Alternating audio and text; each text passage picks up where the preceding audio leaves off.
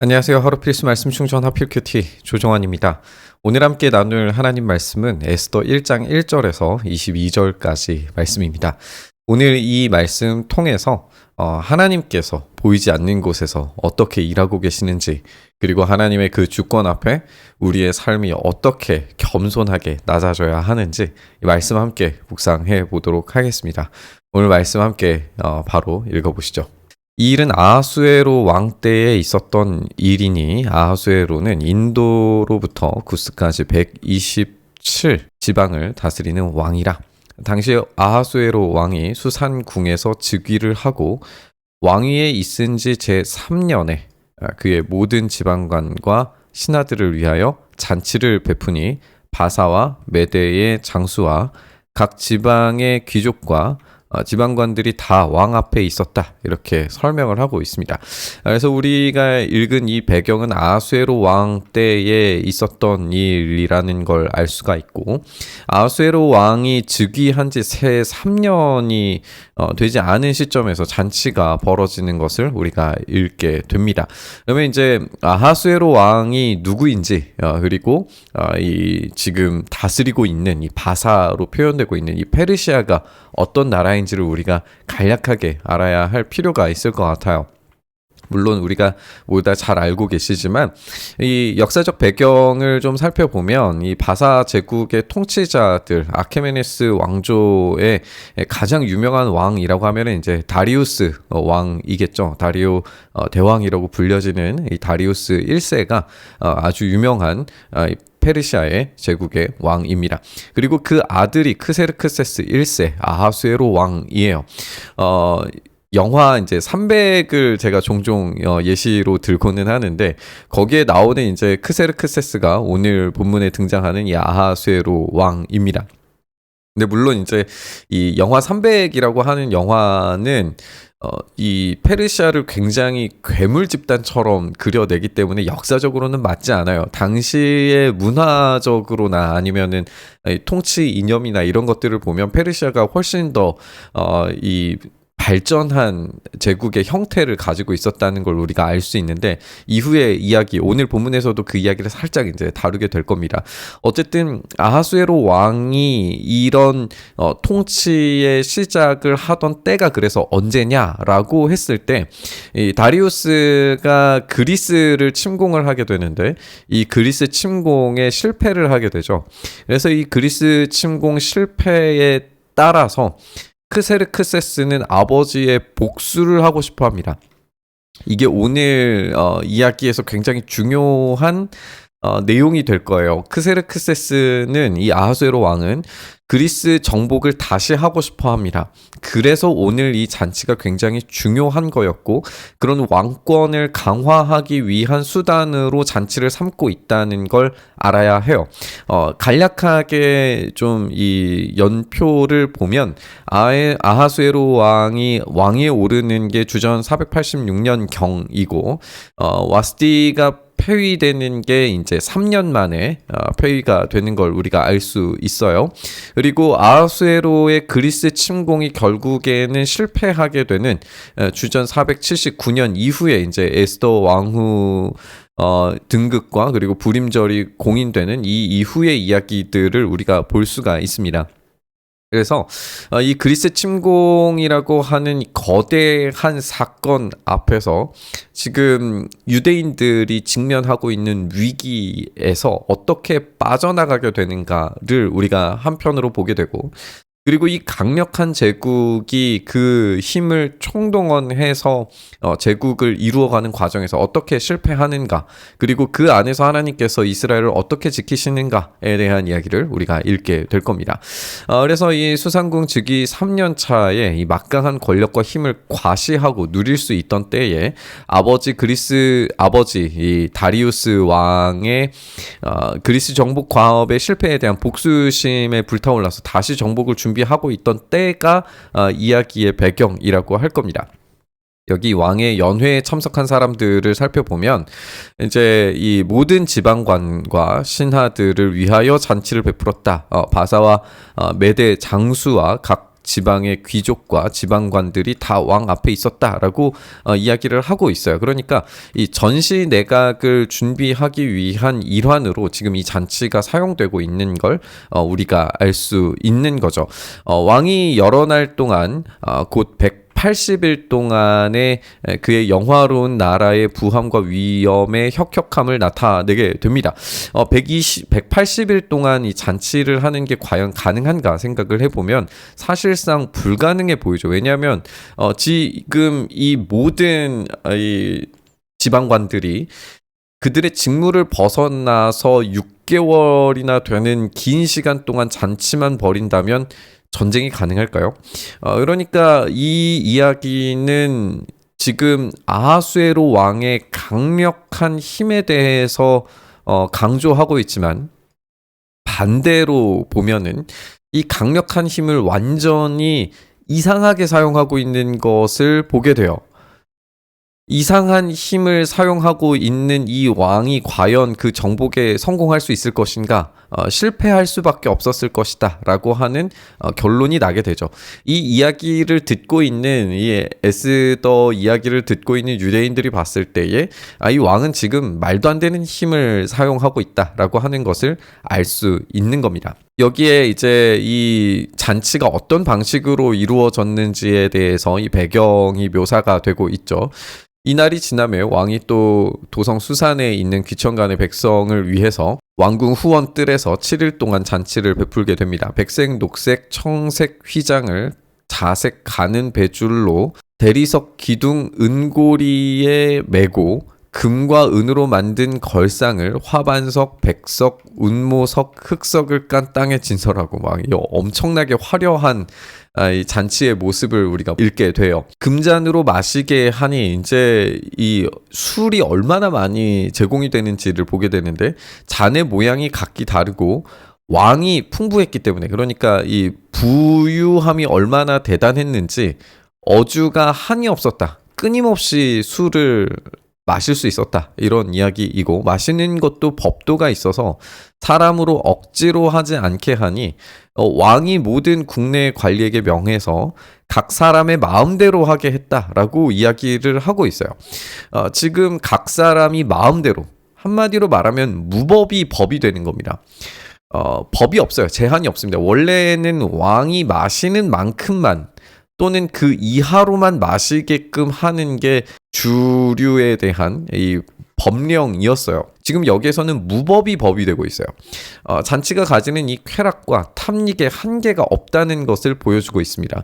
그래서 이들이 가지고 있는 힘을 어떤 방식으로 사용하느냐가 지금 이 쾌락과 탐닉으로 무법이 법이 되는 지금 방식으로 사용되고 있다는 걸 우리가 보게 되는 거죠. 이때 왕후 와스디도 아하수에로 왕궁에서 여인들을 위해서 잔치를 베풀었어요. 그러니까 지금 이들은 다 각기 왕도 잔치를 베풀고 왕후도 잔치를 베풀고 있는 과정이에요.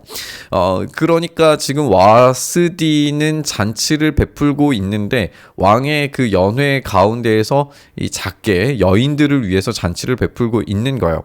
그러면 왕의 잔치가 훨씬 더 큰 힘과 또 권세, 지금 아까 이야기했던 것처럼 전쟁을 준비하려고 하는 왕이기 때문에 강력한 왕권 집중형 권력 체계를 만들어야 되기 때문에 이 힘의 권세를 드러내기 위해서 잔치를 베푸니까 모든 것이 다 여기에 집중되어야 되는데 왕후는 자기 마음대로 따로 잔치를 베풀고 있는 것을 봐요. 여기서부터 이제 이 권력자로서 이 왕이 가지고 있는 힘의 한계를 우리가 발견을 하게 됩니다. 제7일에 왕이 주흥이 일어나서 어전넷이 무후만과 바스다와 하르보나와 빅다와 아박다와 세달과 가르가스 7사람을 명령해서 이 사람들은 이제 넷이에요. 넷이가 몇 명이냐면 하나, 둘, 셋, 넷, 다섯, 여섯, 7명이죠.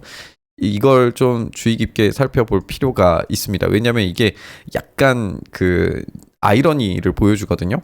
네시가 7명이 가서 왕후 와스디를 청해서 왕후의 관을 정제하고 왕 앞으로 나오게 만들어요. 왕후 한 명을 불러오는 것, 그것을 마음대로 못하고 있는 이 아하수에로 왕을 우리가 보게 됩니다. 사실상 이제 왕후라고 하면은 이렇게 명령을 하면 이 왕후가 자기의 소유라는 것을 보여주기 때문에 이 왕권 강화를 목적으로 한 이 잔치에서 왕후가 당연히 자신의 어떤 이 소유물이라고 하는 것을 자랑스럽게 꺼내 보여줄 수 있어야 돼요. 특히나 이제 이 왕이 와스디에게 관을 정제하라고 이야기를 하는데, 이 라비문헌 해석자들은 이것이 나체로 올 것을 명령을 했다라고 이해를 합니다.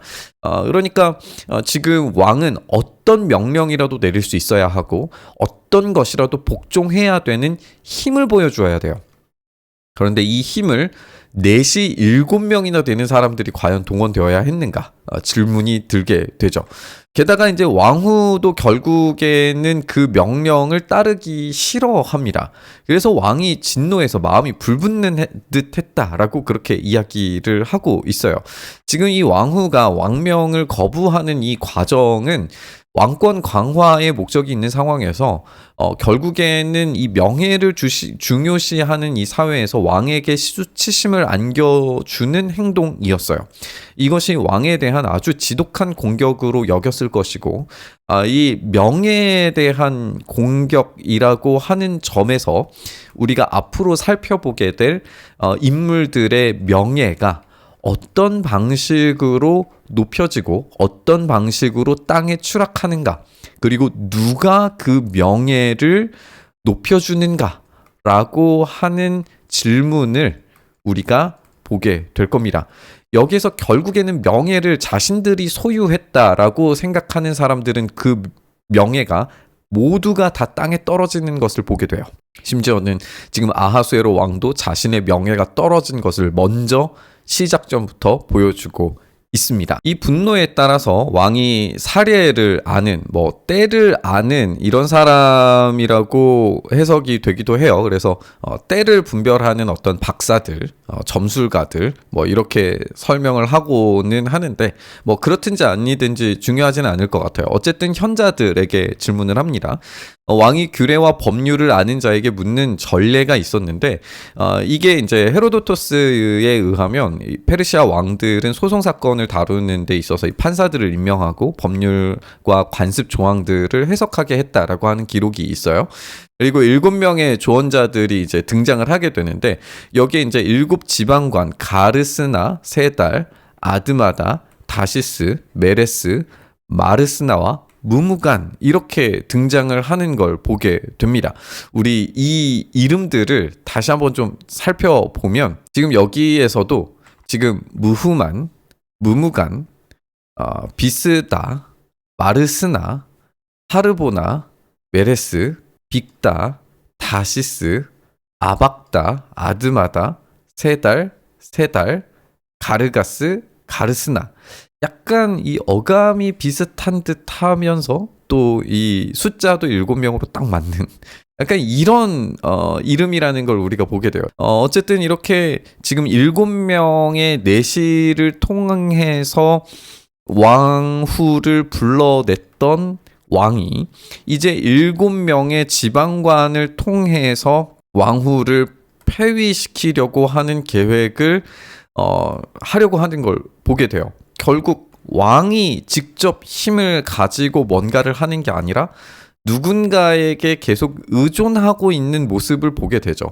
왕이 가지고 있는 힘이라고 하는 정체가 과연 뭐냐라고 생각했을 때, 왕은 자기의 직접적 힘이라기보다는 결국에는 누구에게 의존된 힘이라고 하는 느낌을 지울 수가 없는 겁니다. 이제 왕이 질문을 하죠. 왕후 와스디가 내시가 전하는 아하수에로 왕의 명령을 따르지 아니하니 규례대로 하면 어떻게 처치할까?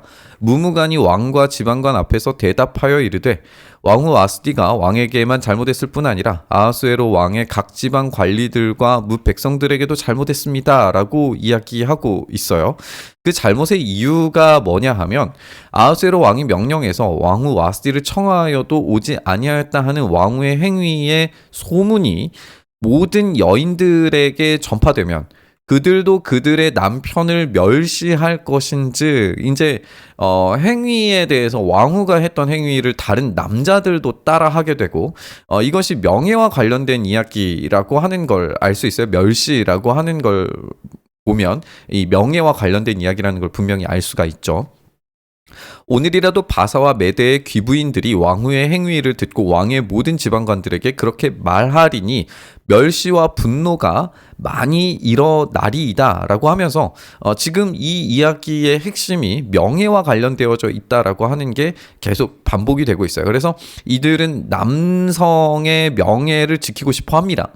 남성의 명예를 드높이고 싶어 하고 권력자들의 명예, 그리고 왕의 힘, 이런 것들을 계속 이제 높이려고 하는 것을 보게 돼요. 이 인물들의 자신의 명예를 높이려고 하는 모든 행위들이 어떤 방식으로 무효화되고 수치를 입게 될 것인가? 그 이야기가 결국에는 다른 사람이 등장하게 되게 만드는 것인데, 왕이 만일 좋게 여기실진데 와스티가 다시는 왕 앞에 오지 못하게 하는 조서를 내리시되 바사와 메대의 법률에 기록하여 변개함이 없게 하고 왕후의 자리를 그보다 나은 사람에게 주소서. 이게 이제 이 에스더의 등장을 예고하게 만드는 이야기로 등장하게 되죠. 그리고 이것을 통해서 그보다 나은 사람이 여성이고 그보다 나은 이 여성을 통하여서 진짜 참된 명예와 권위가 어떻게 드러나게 될 것인가에 대해 이야기하게 될 겁니다. 여성들이 남성들의 명예를 실추시키는 게 아니라 여성의 이 용기 있는 행위와 결단을 통해서 결국에는 명예가 드높아지는, 오히려 역전된 관계를 보여주게 되겠죠. 이런 아이러니가 이 본문에서 드러나게 되리라는 것이 예고되고 있습니다. 왕의 조서가 이 광대한 전국에 반포되면 귀천을 막론하고 모든 여인들이 그들의 남편을 존경하리이다 라고 그렇게 이야기를 합니다. 왕과 지방관들이 그 말을 옳게 여겨서 왕이 무무간의 말대로 행하여, 결국 왕이 스스로 결정하고 판단해서 행동하는 게 아니라 누군가의 말대로 행하게 돼요. 누군가의 말에 의존하게 됩니다.